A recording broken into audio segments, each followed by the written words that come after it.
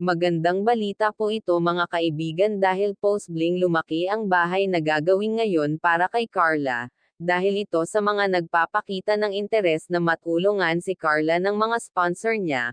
Carla Post-bling masuportahan ang pagpapabahay ngayon ng mga supporters sa darating na pabahay sa kanya ng Team Kalingap, at kung paano ko ito nasabi.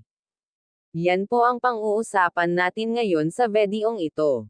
Isang mapagpalang araw po sa atin mga kaibigan at muli ay welcome back po sa aking YouTube channel.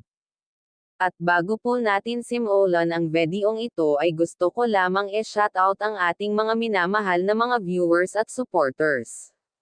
Pati rin sa mga walang sawang sumusuporta sa aking mga video. Mga kaibigan, isa po si Carla sa post-bling mabigyan ng priority hindi lang ni Kuya Rab bagkus sa lahat ng sumusuporta sa kanya. Napansin ko lang po kasi mga kaibigan at kakalingap simula nang sumikat si Carla ay kabi-kabilaang po ang offer sa kanya ng mga sponsor.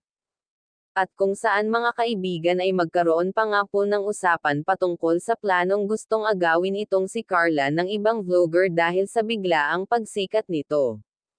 Ayon po sa aking pagsabaybay sa mga video ni Kuya Rab patungkol kay Carla ay napansin po natin na malaki ang chance na maiba ang pabahay ng Team Kalingap kay Carla.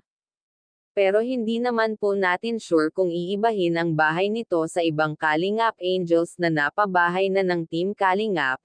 Una po kasi kung bubuhos ang suporta sa pabahay ni Carla ng kanyang mga supporters ay maging 3 po talaga ang kwarto ng bahay nila Carla. Actually kaya po natin nasasabi ang ganitong bagay ay until kasi ng mga supporters ni Carla ang pagtulong sa pamilya nito.